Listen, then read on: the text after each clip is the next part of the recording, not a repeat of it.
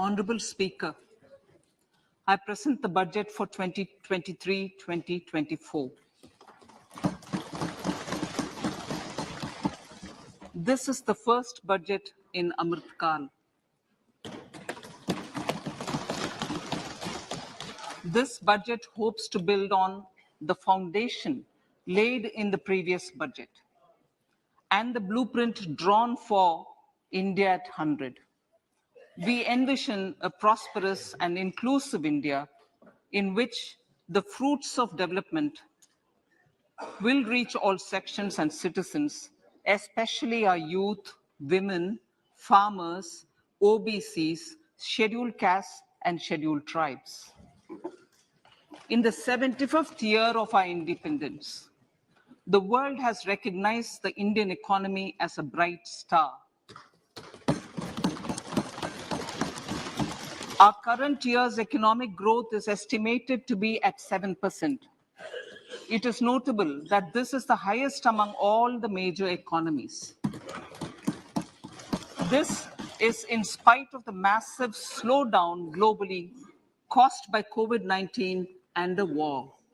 The Indian economy is therefore on the right track and despite a time of challenges, heading towards a bright future. Today, as Indians stand with their head held high and the world appreciates India's achievements and successes, we are sure that elders who had fought for India's independence will, with joy, bless us in our endeavors going forward as well. Our focus on wide-ranging reforms and sound policies implemented through Sabka Prayas, resulting in Jan Bhagidari and targeted support to those in need, helped us perform well in trying times. India's rising global profile is because of the several accomplishments. Unique world-class digital public infrastructure, example, Aadhaar, CoWIN, and UPI.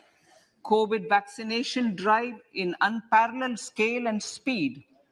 Proactive role in frontier areas such as achieving the climate-related goals, Mission Life, and National Hydrogen Mission. During the COVID-19 pandemic, we ensured that no one goes to bed hungry with a scheme to supply free food grains to over 80 crore persons for 28 months. Continuing our commitment to ensure food and nutritional security, we are implementing from 1st January 2023 a scheme to supply free food grain to all Antyodaya and priority households for the next 1 year. Under PM Garib Kalyan Anna Yojana, the entire expenditure of about 2 lakh crore will be borne by the central government. In these times of global challenges, the G20 presidency gives us a unique opportunity to strengthen India's role in the world economic order. With the theme of Vasudhaiva Kutumbakam, we are steering an ambitious, people-centric agenda to address global challenges and to facilitate sustainable economic development.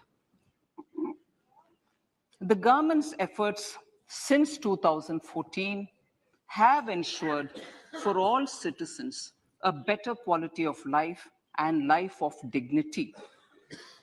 The per capita income has more than doubled to 1.97 lakh rupees. In these 9 years, the Indian economy has increased in size from being 10th to 5th largest in the world. We have significantly improved our position as well as a well-governed and innovative country with a conducive environment for business as reflected in several global indices. we have made a significant progress in many sustainable development goals. The economy has become a lot more formalized, as reflected in the EPFO membership, more than doubling to 27 crore, and rupees 7,400 crore digital payments of 126 lakh crore rupees through UPI in 2022. The efficient implementation of many schemes with universalization of targeted benefits has resulted in inclusive development. Some of the schemes are 11.7 crore household toilets under Swachh Bharat mission, which is achieved, 9.6 crore LPG connections under Ujjwala, 220 crore COVID vaccination of 102 crore persons, 47.8 crore PM Jan Dhan bank accounts, insurance cover for 44.6 crore persons under PM Suraksha Bima and PM Jeevan Jyoti Yojana, and cash transfer of 2.2 lakh crores of rupees to 11.4 crore to over 11.4 crore farmers under PM Kisan Samman Nidhi. Our vision for the Amritkal includes technology-driven and knowledge-based economy with strong public finances and a robust financial sector. To achieve this, Jan Bhagidari through Sabka Saath, Sabka Prayas is essential. The economic agenda for achieving this vision focuses on three things. First, facilitating ample opportunities for citizens, especially the youth, to fulfill their aspirations. Second, providing strong impetus to growth and job creation. And third, strengthening macroeconomic stability. To service these focus areas in our journey to India at 100, we believe that the following four opportunities can be transformative during Amritkal. Economic empowerment of women. Deen Dayal Antyodaya Yojana National Rural Livelihood Mission has achieved remarkable success by mobilizing rural women into 81 lakh self-help groups. We will enable these groups to reach the next stage of economic empowerment through formation of large producer enterprises or collectives, with each having several thousand members and managed professionally.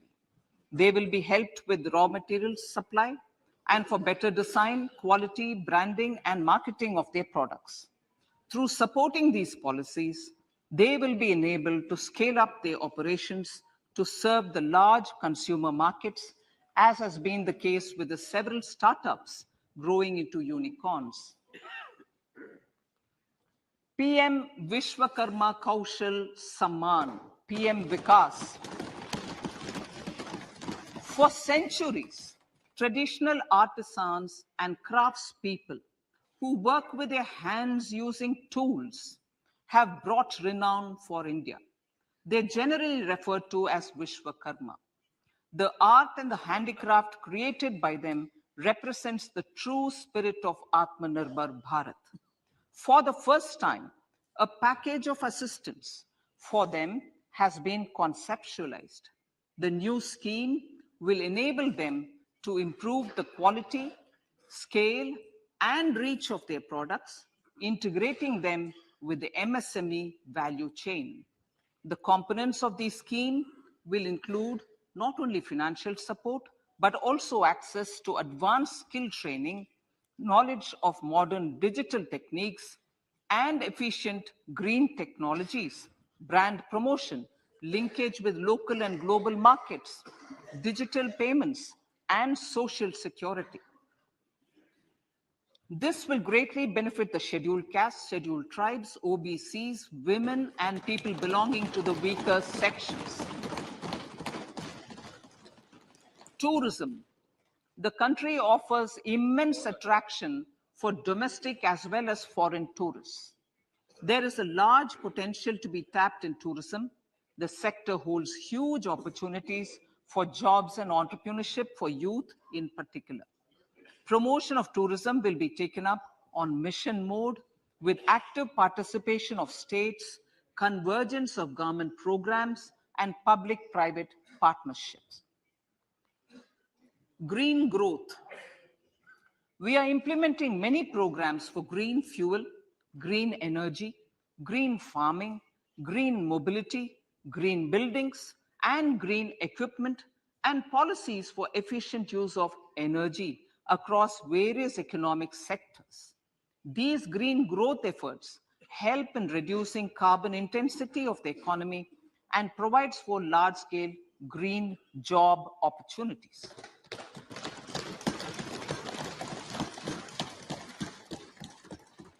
Priorities of this budget. The budget adopts the following 7 priorities.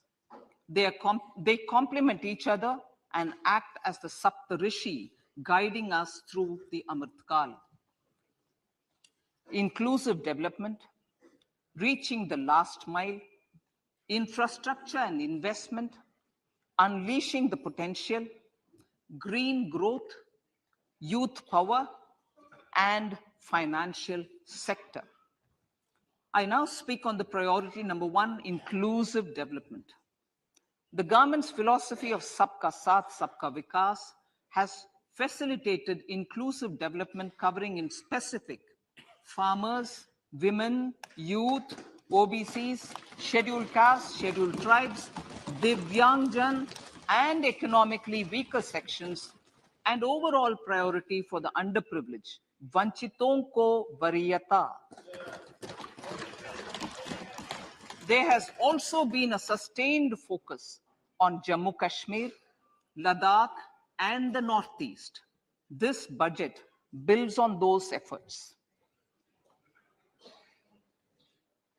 Digital public infrastructure for agriculture.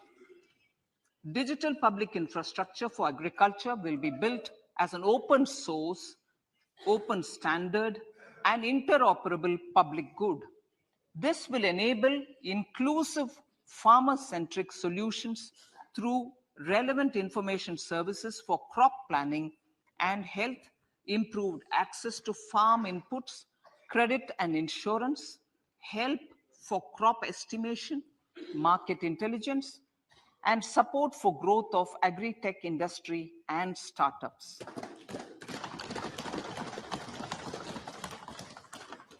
An agriculture accelerator fund.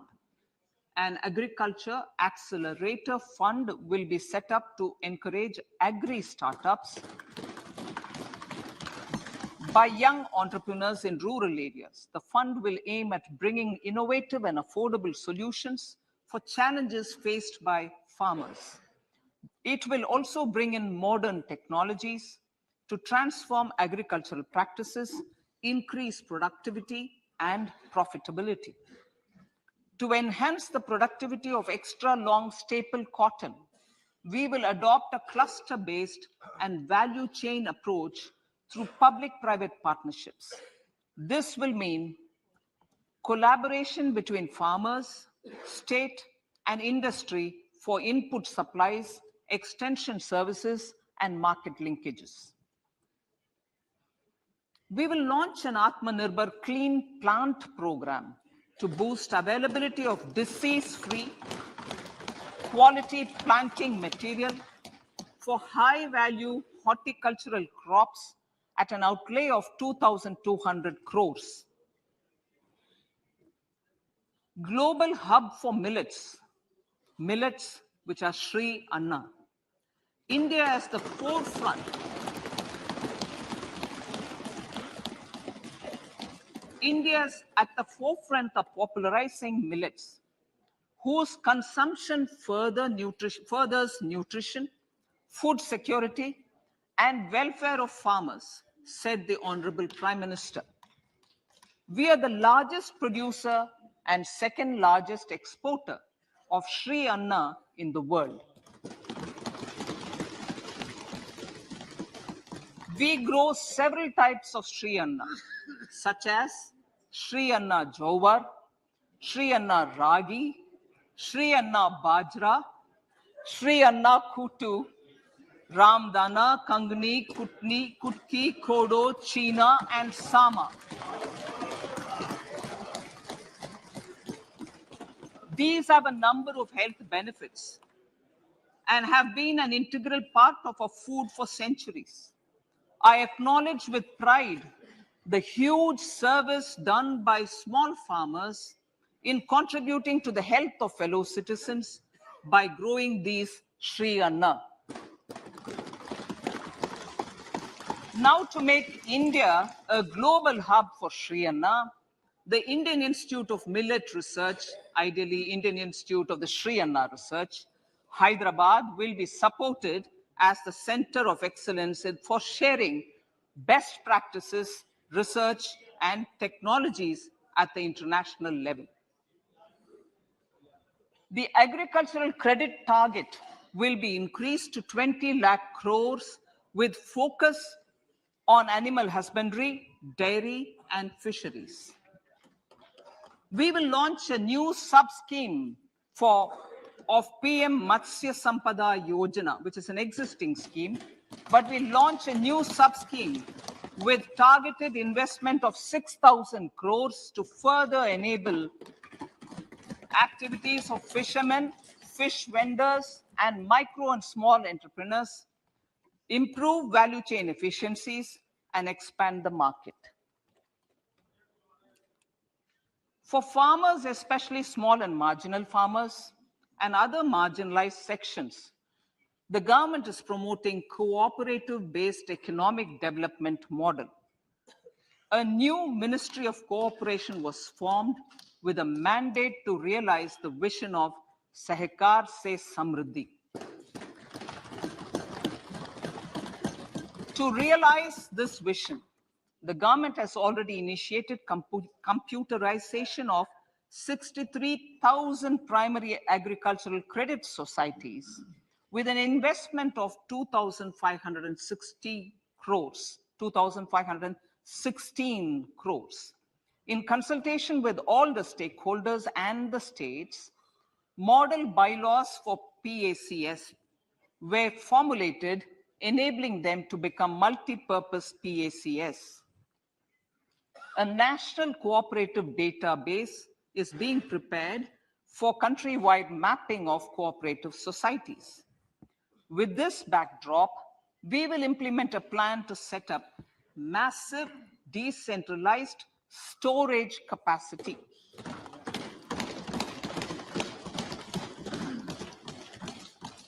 This will help farmers store their produce and realize remunerative prices through sale at appropriate times. The government will also facilitate setting up of a large number of multi-purpose cooperative societies, primary fishery societies, and dairy cooperative societies in uncovered panchayat and villages in the next 5 years.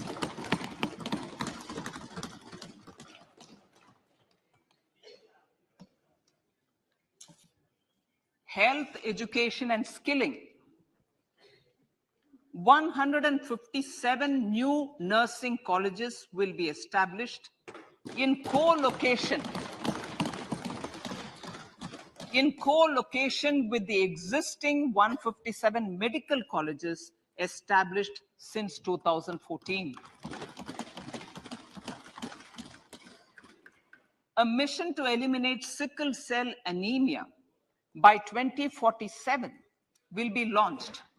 It will entail awareness creation, universal screening of 7 crore people in the age group of 0 to 40 years in affected tribal areas, and counseling through collaborative efforts of central ministries and state governments.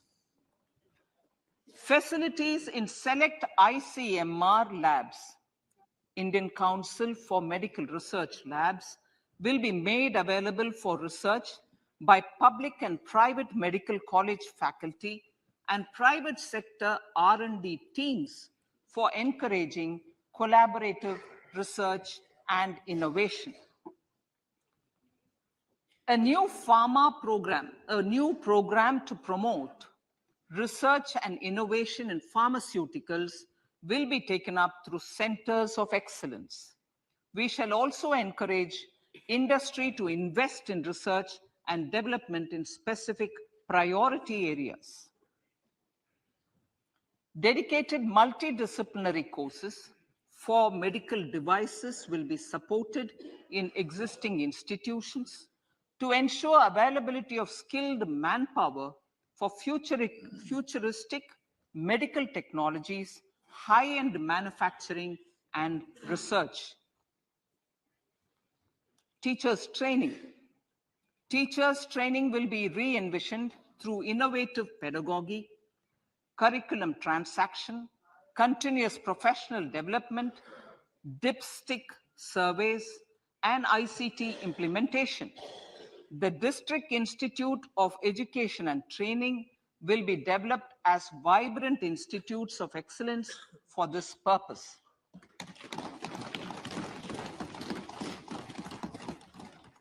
National Digital Library for Children and Adolescents. A National Digital Library for Children and Adolescents will be set up for facilitating availability of quality books across geographies, languages, genres, and levels, and device-agnostic accessibility. States will be encouraged to set up physical libraries for them at panchayat and ward levels and provide infrastructure for accessing the National Digital Library resources. Additionally, to build a culture of reading and to make up for pandemic time learning loss, the National Book Trust, the Children's Book Trust, and other sources will be encouraged to provide and replenish non-curricular titles in regional languages and in English to these physical libraries. Collaboration with NGOs that work in literacy will also be a part of this initiative to inculcate financial literacy. Financial sector regulators and organizations will be encouraged to provide age-appropriate reading material to these libraries. I move to priority 2, reaching the last mile. Prime Minister Vajpayee's government had formed the Ministry of Tribal Affairs and the Department of Development of Northeast Region to provide a sharper focus to the objective of reaching the last mile. Our government has formed the ministries of Ayush, Fisheries, Animal Husbandry and Dairying, Skill Development, Jal Shakti, and Cooperation. Building on the success of the Aspirational Districts program, the government has recently launched the Aspirational Blocks program, covering 500 blocks for saturation of essential government services across multiple domains such as health, nutrition, education, agriculture, water resources, financial inclusion, skill development, and basic infrastructure. Manya Speaker, sir, Pradhan Mantri PVTG, which is Primitive Vulnerable Tribal Groups Development Mission, is being launched. To improve socio-economic conditions of the particularly vulnerable tribal groups, the PVTGs as we refer them to, Pradhan Mantri PVTG Development Mission will be launched.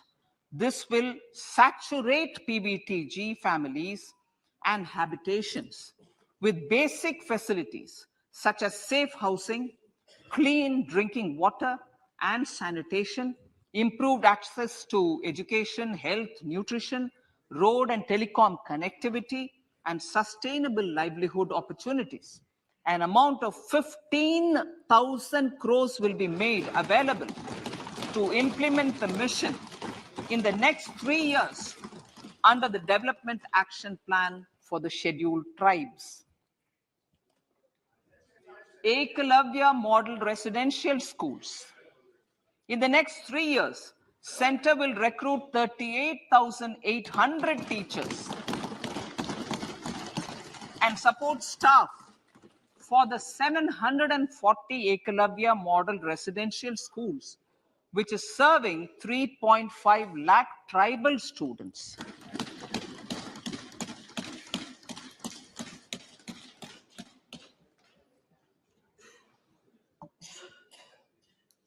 In the drought-prone central regions of Karnataka, central assistance of 5,300 crore will be given to Upper Bhadra project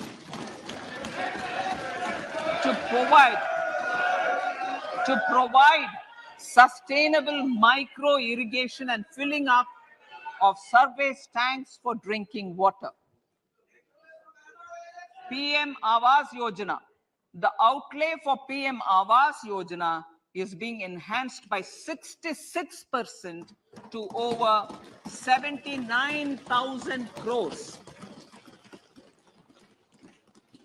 Bharat Shared Repository of Inscriptions will be set up in a digital epigraphy museum with digitization of 1 lakh ancient inscriptions in the first stage. Support for poor prisoners. For poor persons who are in prisons and unable to afford the penalty or the bail amount, required financial support will be provided.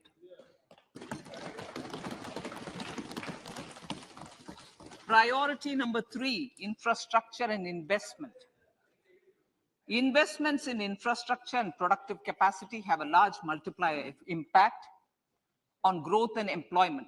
After the subdued period of the pandemic, private investments are growing again. The budget takes the lead once again to ramp up the virtuous cycle of investment and job creation.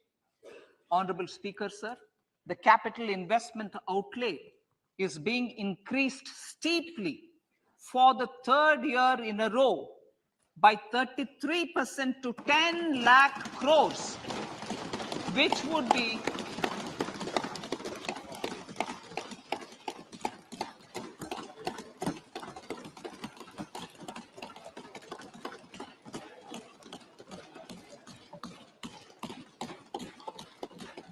which would be 3.3% of GDP. This will almost be 3 times the outlay made in 2019-20.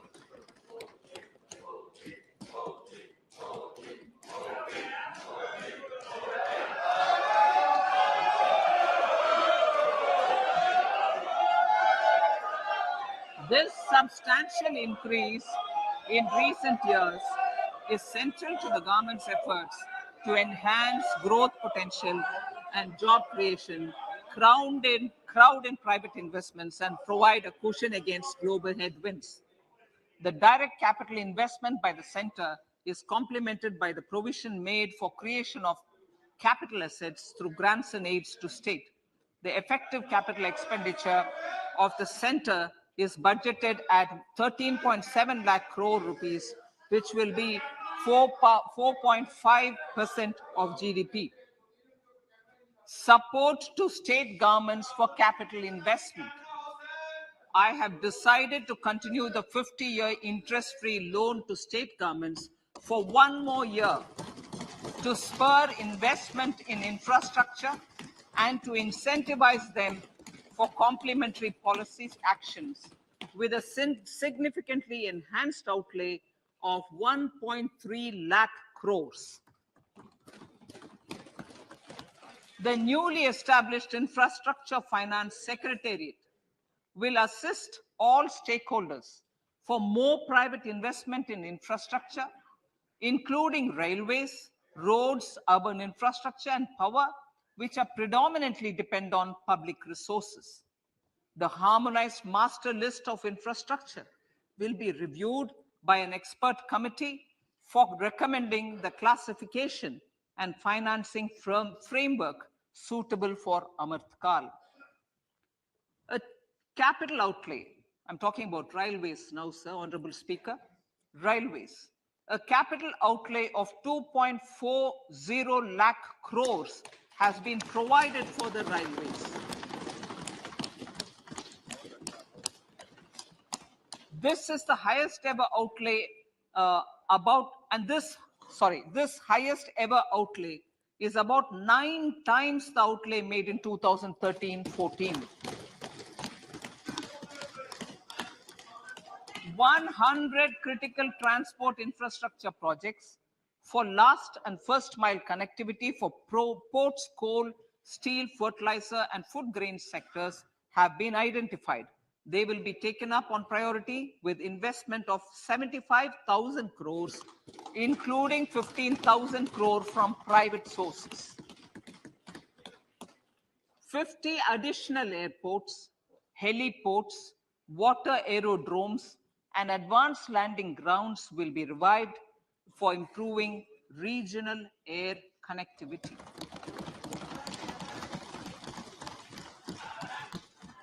Sustainable cities for tomorrow.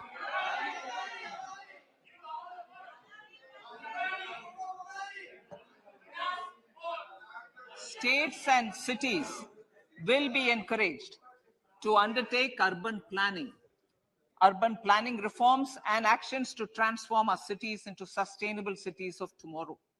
This means efficient use of land resources, adequate resources for urban infrastructure, transit-oriented development, enhanced availability and affordability of urban land, and opportunities for all. Through property tax governance reforms and ring-fencing user charges on urban infrastructure, cities will be incentivized to improve their creditworthiness for municipal bonds.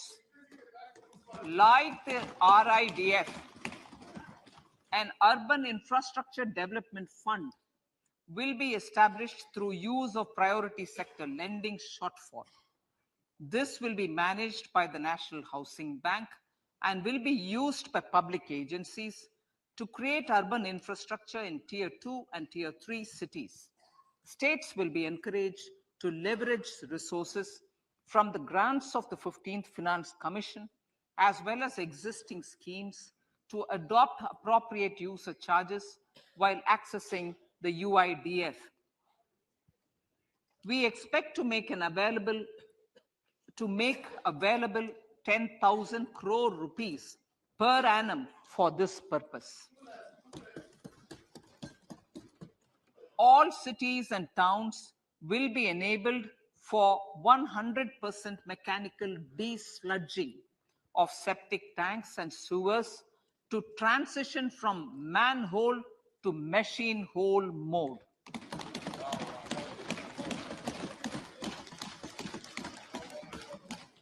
Enhanced focus will be provided for scientific management of dry and wet waste. Honorable Speaker, sir, our Prime Minister had said, good governance is the key to a nation's progress. Our government is committed to providing a transparent and accountable administration which works for the betterment and welfare of common citizens. Mission Karma Yogi. Under Mission Karma Yogi, center, states, and the union territories are making and implementing capacity building plans for civil servants. The government has also launched an integrated online training platform, I Got Karma Yogi, to provide continuous learning opportunities for lakhs of government employees to upgrade their skills and facilitate people-centric approach. Sir, for enhancing ease of doing business, more than 39,000 compliances have been reduced, and more than 3,400 legal provisions have been decriminalized. For furthering the trust-based governance, we have introduced the Jan Vishwas Bill to amend 42 central acts. This budget proposes a series of measures to unleash the potential of our economy. Centers of Excellence for Artificial Intelligence. For realizing the vision of Make AI in India and Make AI Work for India, 3 centers of excellence for artificial intelligence will be set up in top educational institutions. Leading industry players will partner in conducting interdisciplinary research, develop cutting-edge applications, and scalable problem solutions in the areas of agriculture, health, and sustainable cities. This will galvanize an effective AI ecosystem and nurture quality human resources in the field. National Data Governance Policy to unleash innovation and research by startups and academia. A national data governance policy will be brought out. This will enable access to anonymized data. The KYC process will be simplified, adopting a risk-based instead of one-size-fits-all approach. The financial sector regulators will also be encouraged to have a KYC system fully amenable to meet the needs of digital India. One-stop solution for identity and address updating. A one-stop solution for reconciliation and updating of identity and address of individuals maintained by various government agencies, regulators, and regulated entities will be established using DigiLocker service and Aadhaar as foundational identity. Speaker, sir, common business identifier. For the business establishments required to have a permanent account number, the PAN will be used as the common identifier for all digital systems of specified government agencies. This will bring ease of doing business, and it will be facilitated through a legal mandate. For obviating the need for separate submission of same information to different government agencies, a system of unified filing process will be set up. Such filing of information or return in simplified forms on a common portal will be shared with other agencies as per the filer's choice. Vivad Se Vishwas 1, relief for MSMEs. In cases of failure by MSMEs to execute contracts during the COVID period, 95% of the forfeited amount relating to the bid or performance security will be returned to them by government and government undertakings. This will provide relief to the MSMEs. Vivad Se Vishwas 2, settling contractual disputes.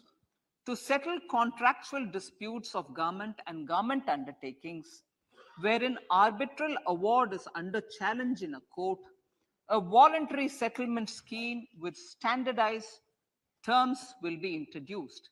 This will be done by offering graded settlement terms depending on pendency level of the dispute. The state support mission of Niti Aayog will be continued for 3 years for our collective efforts towards national priorities.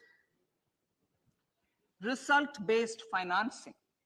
To better allocate scarce resources for competing development needs, the financing of select schemes will be changed on a pilot basis from input-based to result-based. E-courts.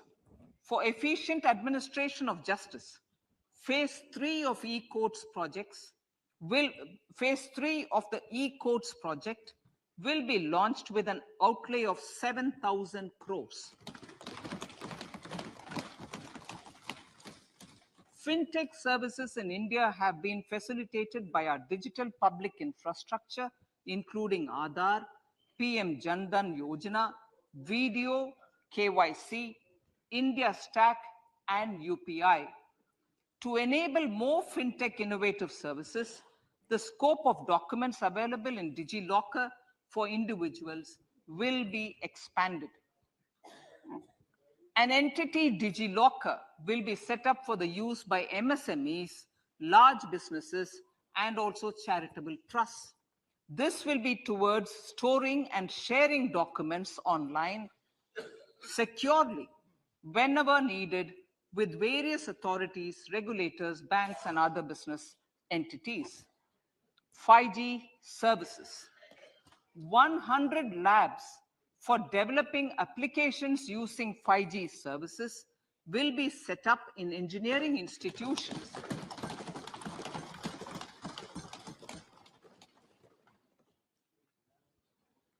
To realize a new range of opportunities, business models, and employment potential.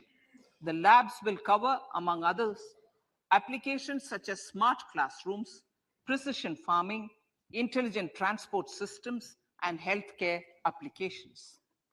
Lab-grown diamonds. Lab-grown diamonds is a technology and innovation-driven emerging sector with high employment potential.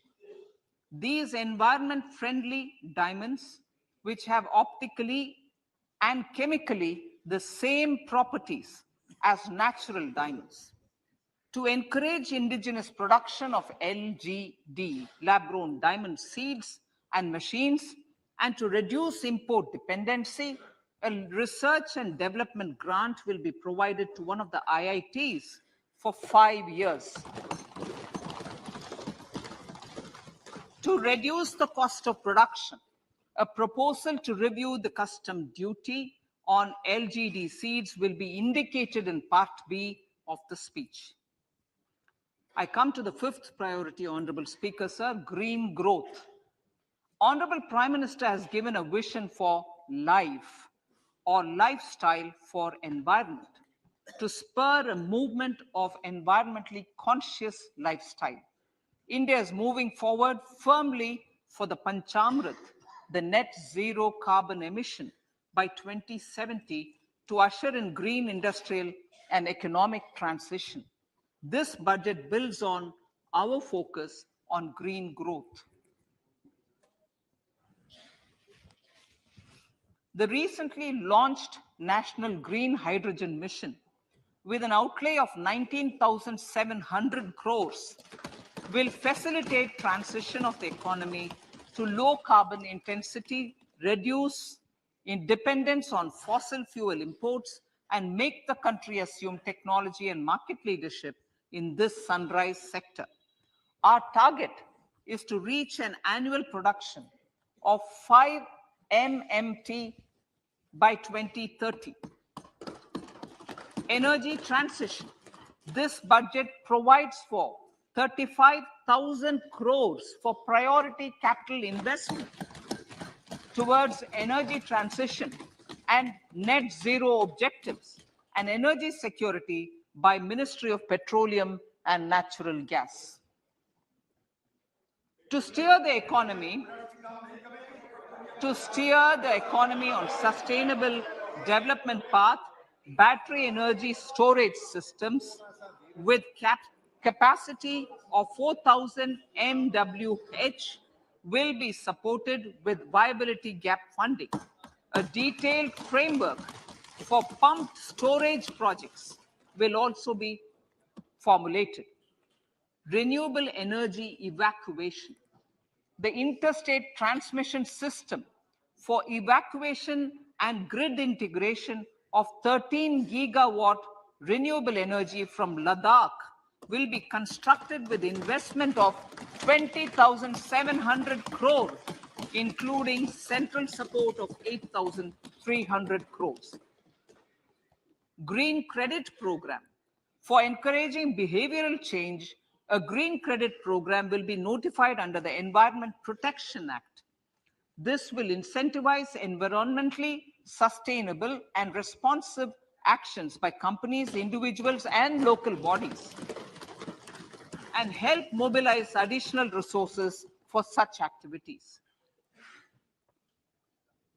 PM Program for Restoration, Awareness, Nourishment, and Amelioration of Mother Earth, PM Pranam, will be launched to incentivize states and union territories to promote alternative fertilizers and balanced use of chemical fertilizers.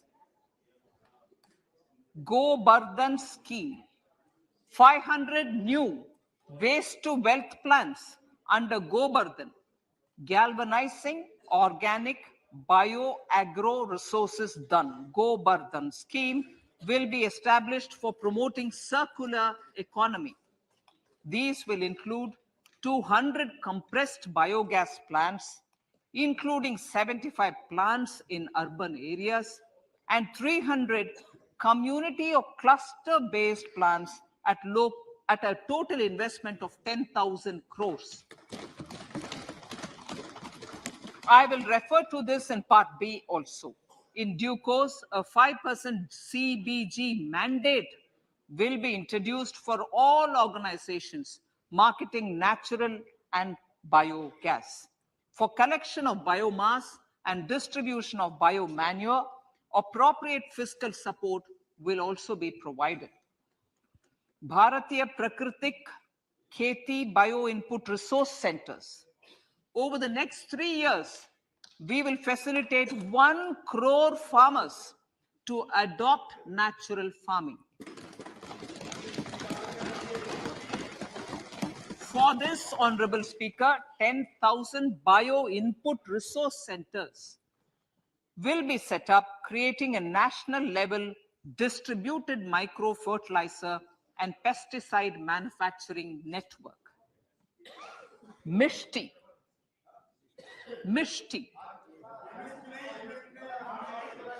Building on India's success in afforestation, mangrove initiative for shoreline habitats and tangible incomes, Mishti, will be taken up for mangrove plantation along the coastline and on salt pan lands wherever feasible through convergence between Manrega, Campa Fund and other sources. Amrit Dharohar. Wetlands are vital ecosystems which sustain biological diversity.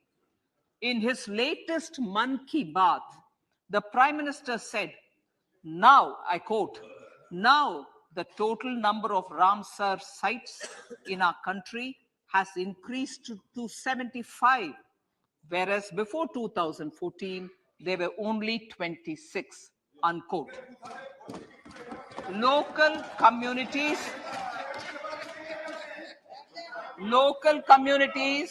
have always been at the forefront of conservation efforts.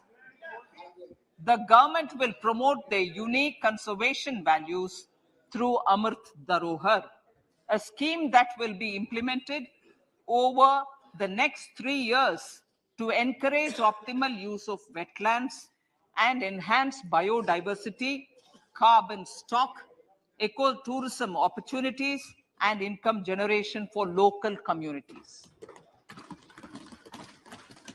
Coastal shipping.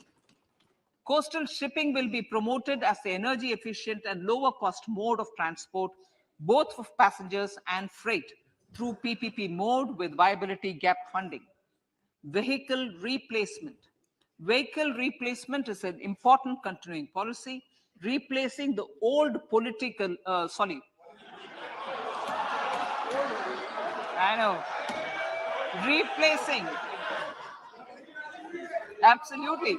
Thank you. Replacing old polluting vehicles. Maybe applicable, right? Replacing old polluting vehicles is an important part of greening our economy. In furtherance of the vehicle scrapping policy mentioned in Budget 21-22, I have allocated adequate funds to scrap old vehicles of the central government.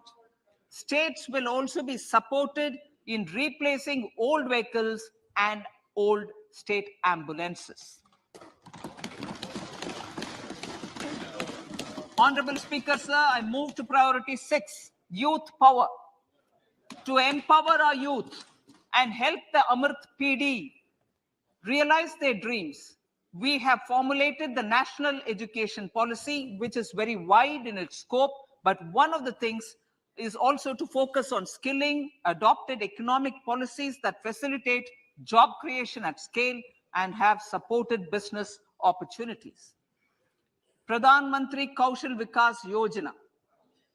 Pradhan Mantri Kaushal Vikas Yojana 4.0 will be launched to skill lakhs of youth within the next 3 years. On-job training, industry partnership, and alignment of courses with needs of industry will be emphasized. The scheme will also cover new age courses for Industry 4.0 like coding, AI, robotics, mechatronics, IoT, 3D printing, drones, and other soft skills. To skill youth for international opportunities, 30 Skill India international centers will be set up across different states. The digital ecosystem for skilling will be further expanded with the launch of a unified Skill India digital platform for enabling demand-based formal skilling, linking with employers, including MSMEs, and facilitating access to entrepreneurship schemes. To provide stipend support to 47 lakh youths in 3 years, direct benefit transfer under a pan-India national apprenticeship promotion scheme will be rolled out. Tourism. Honorable Speaker, sir, with an integrated and innovative approach, at least 50 destinations will be selected through challenge mode. In addition to aspects such as physical connectivity, virtual connectivity, tourist guides, high standards for food streets, and tourist security, all the relevant aspects would be made available on an app to enhance tourist experience.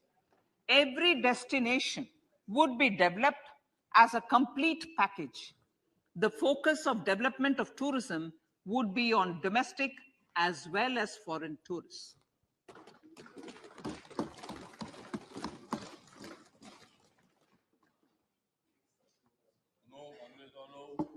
Sector-specific skilling and entrepreneurship development will be dovetailed to achieve the objectives of Dekho Apna Desh initiative. This was launched as an appeal by the Honorable Prime Minister to the middle class to prefer domestic tourism over international tourism.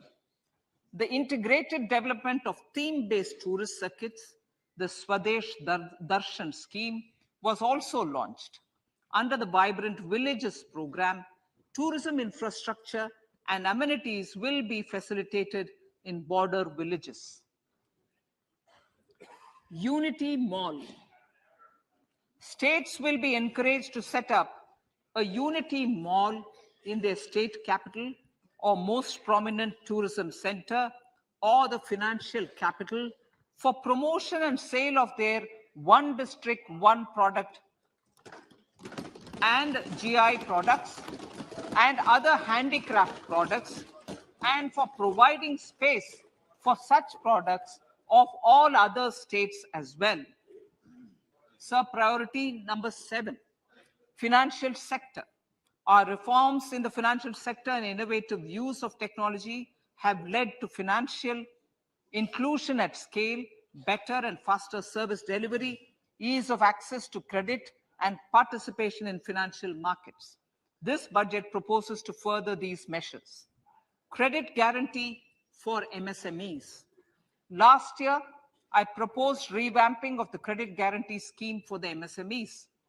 I am happy to announce that the revamped scheme will take effect from 1st April 2023 through infusion of 9,000 crores in the corpus. This will enable additional collateral-free guaranteed credit of 2 lakh crores of rupees. Further, the cost of credit will be reduced by about 1%. A national financial information registry will be set up to serve as a central repository of financial and ancillary information. This will facilitate efficient flow of credit, promote financial inclusion, and foster financial stability. A new legislative framework will govern this credit public infrastructure and will be designed in consultation with the RBI. To meet the needs of Amritkal and to facilitate optimum regulation in the financial sector, public consultation, as necessary and feasible, will be brought to the process of regulation making and issuing subsidiary directions. To simplify, to ease, and to reduce cost of compliance, financial sector regulators will be requested to carry out a comprehensive review of existing regulations. For this, they will consider suggestions from public and regulated entities. Time limits to decide the application under various regulations will also be laid down. Honorable Speaker, sir, to enhance business activities in GIFT IFSC, the following measures will be taken. Delegating powers under the SEZ Act to the IFSCA to avoid dual regulation. Setting up a single window IT system for registration and approval of IFSCA, SEZ authorities, GSTN, RBI, SEBI, and IRDAI. Permitting acquisition financing by IFSC banking units of foreign banks. Establishing a subsidiary of Exim Bank for trade refinancing. Amending IFSCA Act for statutory provisions for arbitration, ancillary services, and avoiding dual regulation under the SEZ Act, and recognizing offshore derivative instruments as valid contracts. Honorable Speaker, sir, data embassy. For countries looking for digital continuity solutions, we will facilitate setting up of their data embassies in GIFT IFSC.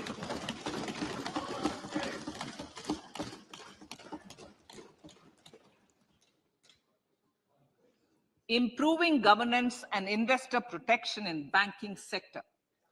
To improve bank governance and enhance investors' protection, certain amendments to the Banking Regulation Act, the Banking Companies Act, and the Reserve Bank of India Act are being proposed. Capacity building in securities market. Honorable Speaker, sir, to build capacity of functionaries and professionals in the securities market, SEBI will be empowered to develop, regulate, maintain, and enforce norms and standards for education in the National Institute of Securities Markets and to recognize award of degrees, diplomas, and certificates. A central processing center will be set up for faster response to companies through centralized handling of various forms filed with field officers under the Companies Act. reclaiming of shares and dividends. For investors to reclaim unclaimed shares and unpaid dividends from the Investor Education and Protection Fund Authority with ease, from the Investor Education and Protection Fund Authority with ease, an integrated IT portal will be established. Digital payments continue to find wide acceptance. In 2022, they show an increase of 76% in transaction and 91% in value. Fiscal support for this digital public infrastructure will continue in 2023-2024. आजादी का अमृत महोत्सव, महिला सम्मान बचत पत्र. For commemorating Azadi Ka Amrit Mahotsav, a one-time new small savings scheme, Mahila Samman Savings Patra or Savings Certificate, Mahila Samman Savings Certificate will be made available for a 2-year period up to March 2025. This will offer deposit facility up to 2 lakh in the name of a woman or girls for a tenure of 2 years at fixed interest rate of 7.5% with partial withdrawal option.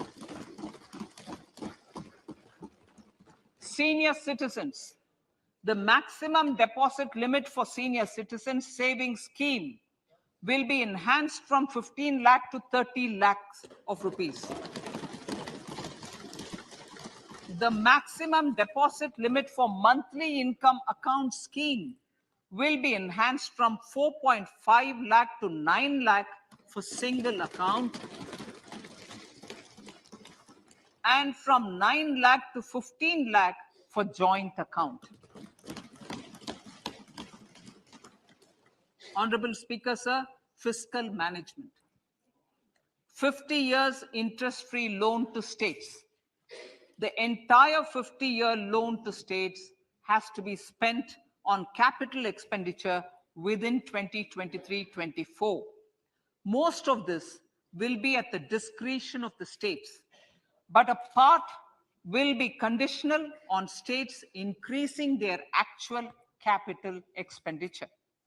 Parts of the outlay will also be linked to or allocated for the following purposes: scrapping old government vehicles, urban planning reforms and actions, financing reforms in urban local bodies to make them credit-worthy for municipal bonds, housing for police personnel above or as part of the police station, constructing unity malls, children and adolescent libraries and digital infrastructure, and state share of capital expenditure of central schemes. Honorable Speaker, sir, fiscal deficit of states. States will be allowed a fiscal deficit of 3.5% of GSDP, of which 0.5% will be tied to power sector reforms. Revised estimates 2022 to 2023. The revised estimate, Honorable Speaker, sir, of the total receipts other than borrowing is 24.3 lakh crores, of which the net tax receipts are 20.9 lakh crores. The revised estimate of the total expenditure is 41.9 lakh crores of rupees, of which the capital expenditure is about 7.3 lakh crores. The revised estimate of the fiscal deficit is 6.4% of GDP, adhering to the budget estimate. So budget estimates of 2023-24. Coming to 2023-24, the total receipts other than borrowings and the total expenditure are estimated at 27.2 lakh crores and 45 lakh crores respectively. The net tax receipts are estimated at 23.3 lakh crores. The fiscal deficit is estimated to be 5.9% of the GDP. In my budget speech for 21-22, I had announced that we plan to continue the path of fiscal consolidation, reaching a fiscal deficit of below 4.5% by 2025-26, with a fairly steady decline over the period. We have adhered to this path, and I reiterate my intention to bring the fiscal deficit below 4.5% of GDP by 2025-26. To finance the fiscal deficit in 2023-24, the net market borrowings from dated securities are estimated at 11.8 lakh crores. The balance financing is expected to come from small savings and other sources. The gross market borrowings are estimated at 15.43 lakh crores of rupees. Honorable Speaker, sir, I now move to Part B.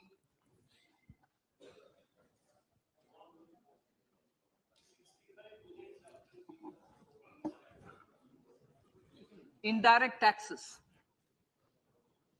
My indirect tax proposals will aim to promote exports, boost domestic manufacturing, enhance domestic value addition, encourage green energy and mobility.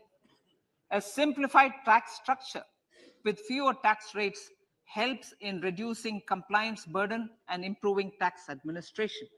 I propose to reduce the number of basic customs duty rates on goods other than textiles and agriculture from 21 to 13.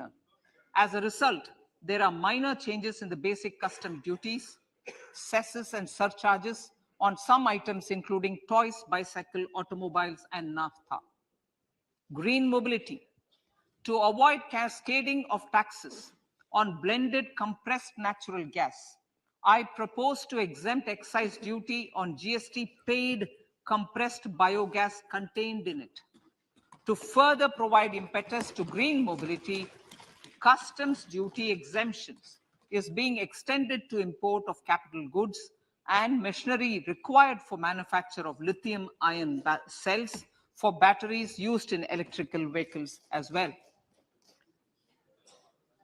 Electronics.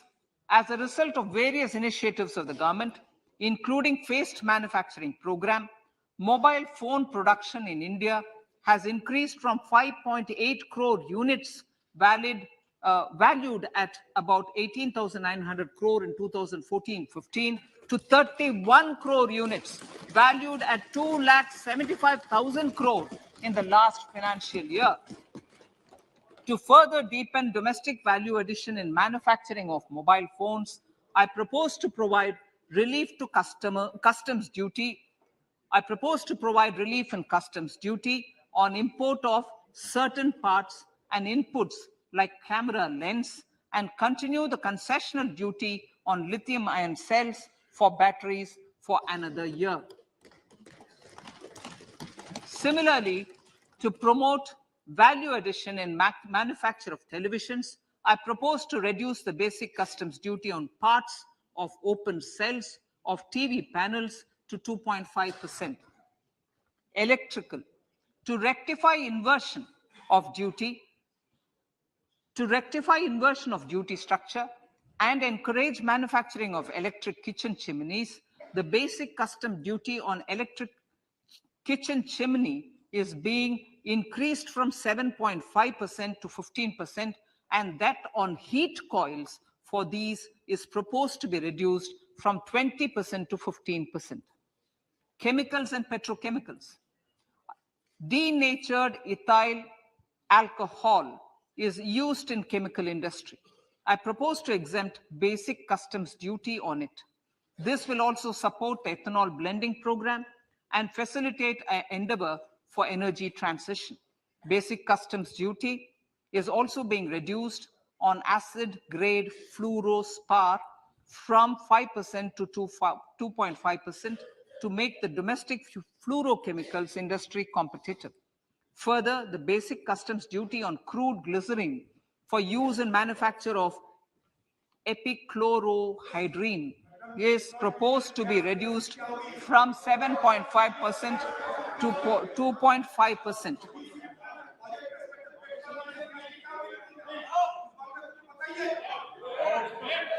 Marine products. In the last financial year, marine products recorded the highest export growth, benefiting farmers in the coastal states of the country. To further enhance the export competitiveness of marine products, particularly shrimps, duty is being reduced on key inputs for domestic manufacture of shrimp feed. India is a global leader, as I said in part A, in cutting and polishing of natural diamonds, contributing about 3/4 of the global turnover by value.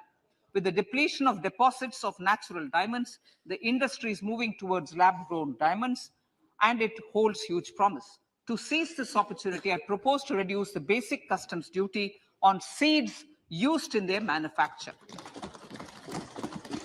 Custom duties on door or dore and bars of gold and platinum were increased earlier this fiscal.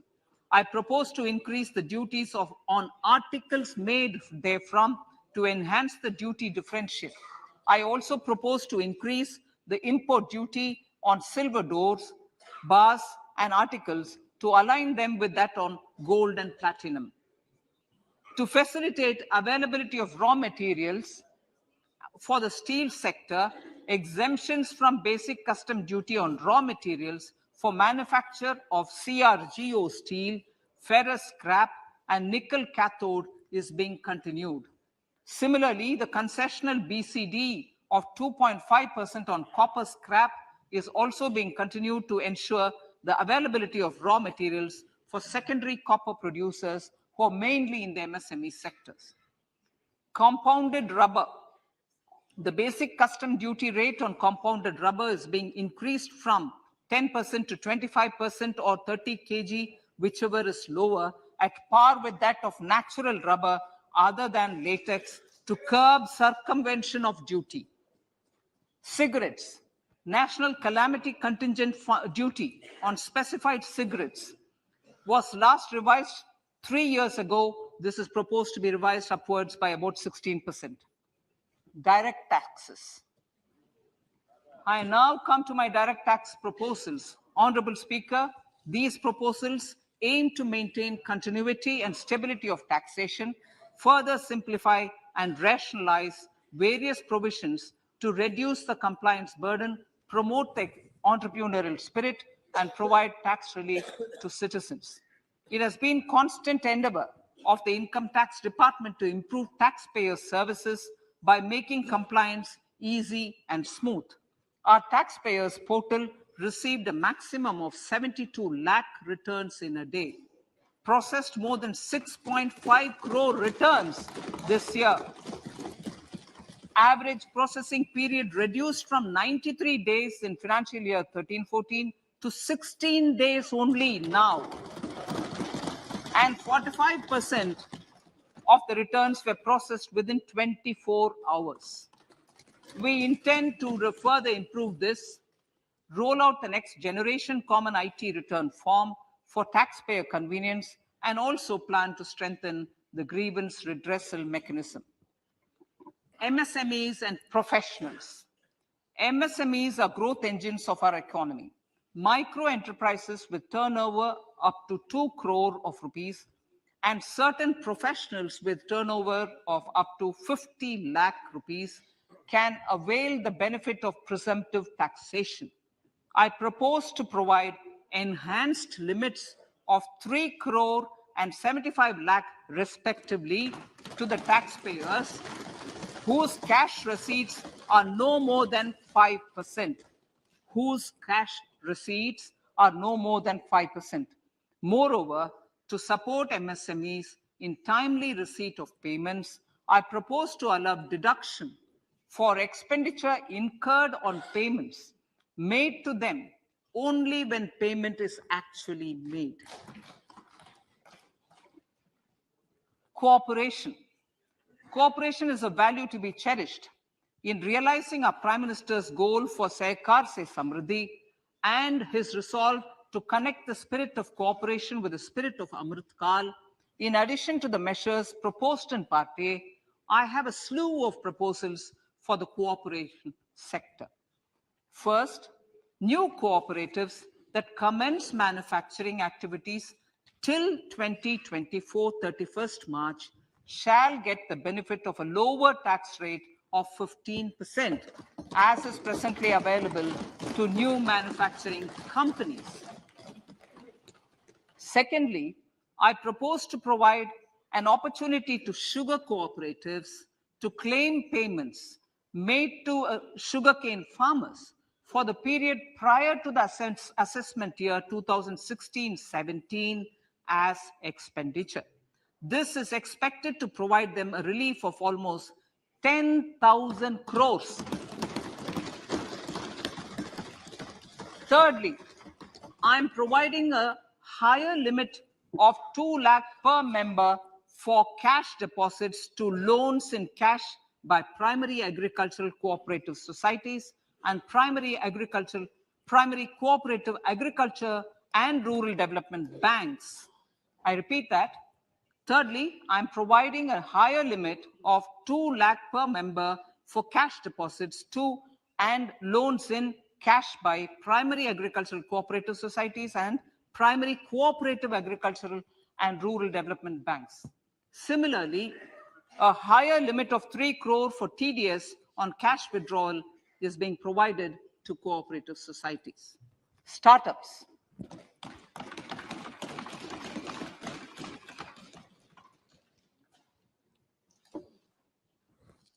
Entrepreneurship is vital for a country's economic development. We have taken a number of measures for startups and they have borne results. India is now the third largest ecosystem for startups globally and ranks second in innovation quality among middle-income countries. I propose to extend the date of incorporation for income tax benefits to startups from 31/3/2023 to 31/3/2024. I further propose to provide the benefit of carry forward of losses on change of shareholding of startups from 7 years of incorporation to 10 years.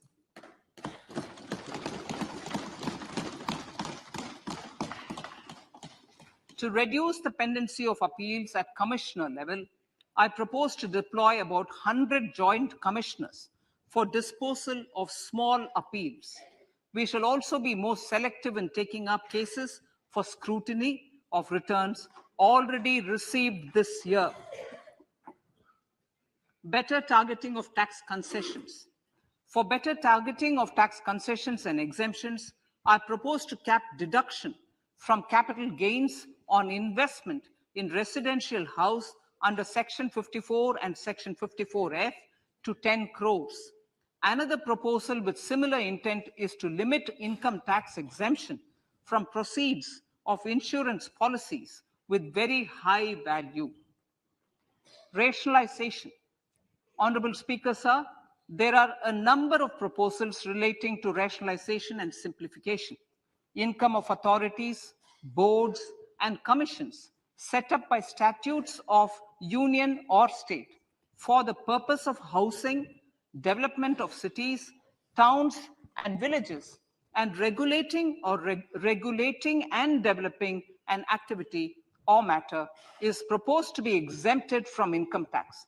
Other major measures in this direction are removing the minimum threshold of 10,000 for TDS and clarifying taxability relating to online gaming, not treating conversion of gold into electronic gold receipts and vice versa as capital gains, reducing the TDS rate from 30% to 20% on taxable portion of EPF withdrawals in non-PAN cases, and taxation on income for market-linked debentures. Other major proposals in the finance bill relate to the following: extension of period of tax benefits to funds relocating to IFSC, GIFT City till 31/3/2025, decriminalization under Section 276A of the Income Tax Act, allowing carry forward of losses on strategic disinvestment, including that of IDBI Bank, and providing EEE status to Agniveer Fund. Personal income tax.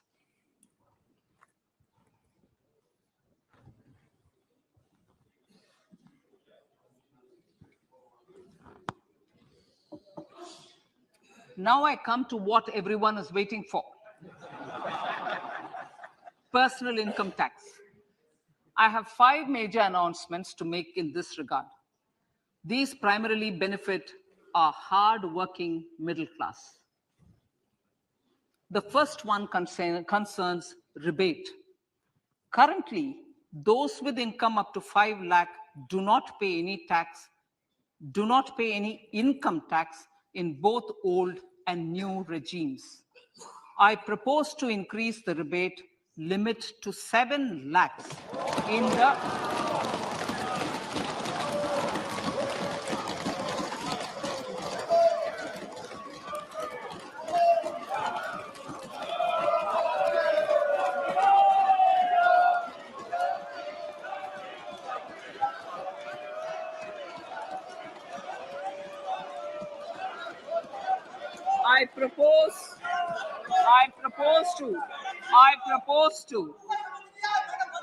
I propose to increase the rebate limit to 7 lakh in the new tax regime.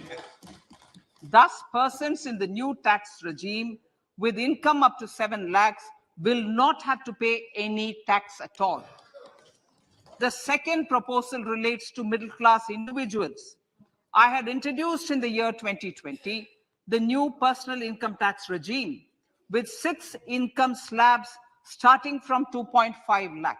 I propose to change the tax structure in this regime by reducing the number of slabs to 5 and increasing the tax exemption limit to 3 lakhs. The new tax rates are 0 to 3 lakh, nil. 3 to 6 lakhs, 5%. 6 to 9 lakhs, 10%. 9 to 12 lakh, 15%. 12 to 15 lakhs, 20%. And above 15 lakhs, 30%. This will provide major relief to all taxpayers in the new regime. An individual with an annual income of 9 lakhs will be required to pay only 45,000 rupees. This is only 5% of his or her income. It is a reduction of 25% on what he or she is required to pay now. That is 60,000. So in the place of 60,000, it is now only 45,000.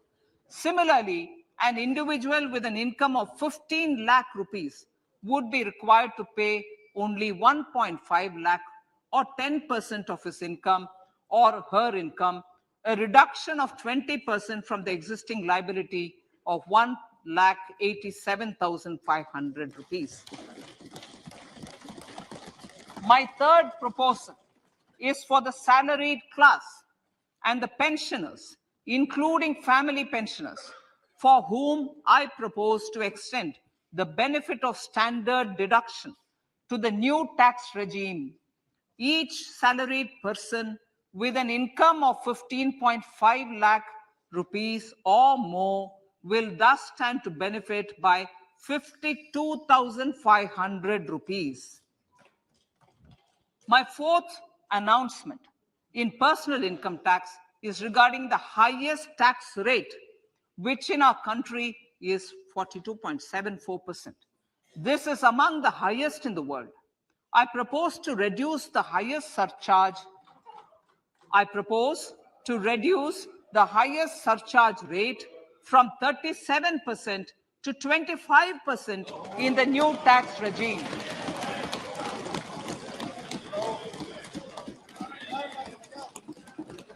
This would result in reduction of the maximum rate. This would result in the reduction of the maximum tax rate to 39%. Lastly, the limit of 3 lakh rupees for tax exemption on leave encashment on retirement of non-government salaried employees was last fixed in the year 2002, when the highest basic pay in the government was only 30,000 rupees per month. In line with the increase in the government salaries, I am proposing to increase this limit to 25 lakh rupees.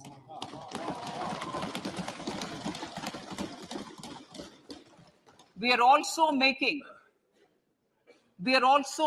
the new income tax regime as the default tax regime. However, citizens will continue to have the option to avail the benefit of the old tax regime. Apart from these, I'm also making some other changes as given in the annexure. As a result of these proposals, revenue of about 38,000 crore to 37,000 crore in direct taxes and rupees 1,000 crore in indirect taxes will be foregone, while revenue of about 3,000 crore will be additionally mobilized. Thus, the total revenue foregone is about 35,000 crores annually. Honorable Speaker, sir, with these words, I commend the budget to this August House.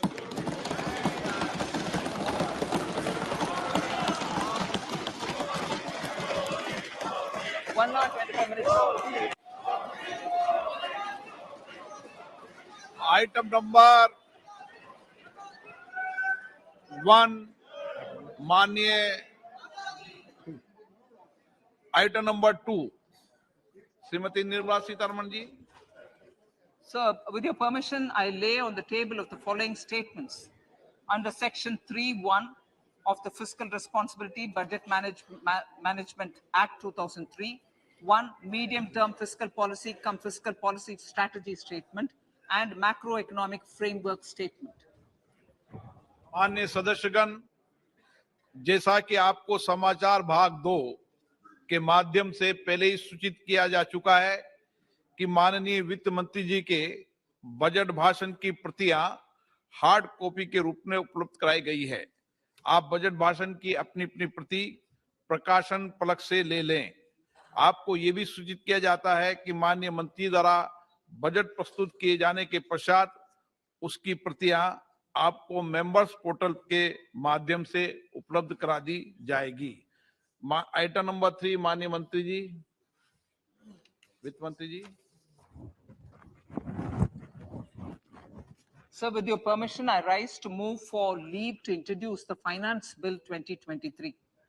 प्रश्न ये कि विधेयक को पुनर्स्थापित करने की अनुमति प्रदान की जाए. जो सदस्य इसके पक्ष में हाँ कहें, जो सदस्य विरोध में ना कहें. मेरे विचार में निर्णय हाँ वालों के पक्ष में. माननीय मंत्री जी विधेयक को पुनर्स्थापित करें. Sir, I introduce the bill. सभा की